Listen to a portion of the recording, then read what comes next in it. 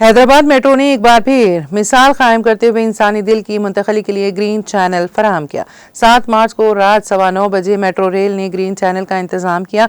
यह खुसूसी रास्ता एलबी नगर के कामिनी अस्पताल से सिकंदराबाद के किम्स अस्पताल रसूलपुरा तक अतिया करदा दिल की तेज और हमवार मुंतकली के लिए बनाया गया, जिससे कीमती वक्त बचाकर इस जिंदगी को बचाने वाले मिशन को यकीनी बनाया गया।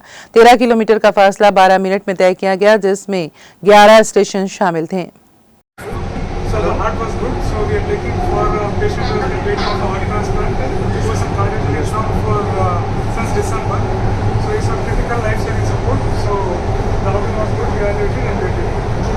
Kind attention. This is the thing. This train will not stop at Aspeja Province and Shankara Province. inconvenience is regretted. How do you have an experience about the metro? No, metro is really great. Okay. I mean, I'm not basically from Hyderabad, I'm from Karnataka, but I've been using it. It's amazing. It's really great service actually. In the busy Hyderabad, it is really good.